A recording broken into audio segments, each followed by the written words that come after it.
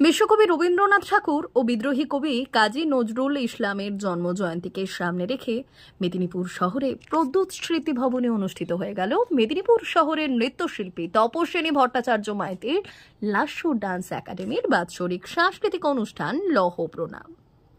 এই দিনের এই অনুষ্ঠানটির শুভ উদ্বোধন করলেন মেদিনীপুর জেলার উপজেলা শাসক মৃদুল শ্রীমানি। এই মনোজ্ঞ সাংস্কৃতিক অনুষ্ঠানে উপস্থিত ছিলেন সঙ্গীত শিল্পী জয়ন্ত সাহা, বিদ্যুৎ পাল, বিশিষ্ট কবি নির্মাল্য মুখোপাধ্যায় সহ মেদিনীপুর শহরের বহু গুণীজন ও সমাজসেবীগণ। এই অনুষ্ঠানে সংস্থার নিজস্ব ছাত্রছাত্রীরা এক মনোজ্ঞ নৃত্যানুষ্ঠান পরিবেশন করেন চিত্রাঙ্গদা। সংস্থার এই বাৎসরিক সাংস্কৃতিক অনুষ্ঠান 15তম বর্ষে পদার্পণ করল। এই অনুষ্ঠানে ছাত্রছাত্রী, শুভানুধ্যায়ী, অভিভাবক অভিভাবিকা বৃন্দের উপস্থিতি ছিল চোখে পড়ার মতো। খুব কম সময়ের প্রস্তুতিতে সংস্থার পরিচালিকা বিশিষ্ট নৃত্যশিল্পী মাননীয়া তপস্বিনী ভট্টাচার্য মাইতি এই পুরো অনুষ্ঠানটি উপস্থাপিত করেন, যা উপস্থিত সবার অভূতপূর্ব প্রশংসা কুড়িয়েছে।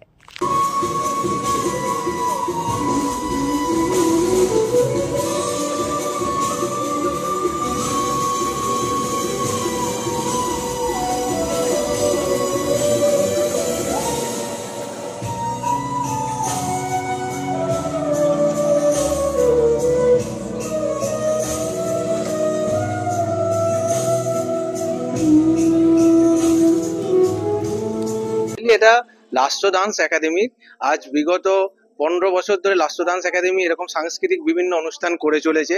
এই মুহূর্তে প্রাকৃতিক প্রেক্ষাপটে দাঁড়িয়ে আমাদের রবীন্দ্র নজরুলের উপর নির্ভর করে রবীন্দ্র নজরুল সন্ধ্যা, যার নাম দিয়েছি আমরা লহ প্রণাম, আগামীকাল নজরুল জয়ন্তী এবং আমাদের 25শে বৈশাখ গেছে, তো সেই উপলক্ষে আমরা রবীন্দ্র নজরুল সন্ধ্যা করেছি। আমাদের স্টুডেন্ট 172 জন স্টুডেন্ট আজকে এই অনুষ্ঠানে অংশগ্রহণ করেছে এবং মেদিনীপুরবাসীর অভূতপূর্ব সাড়া পেয়েছি।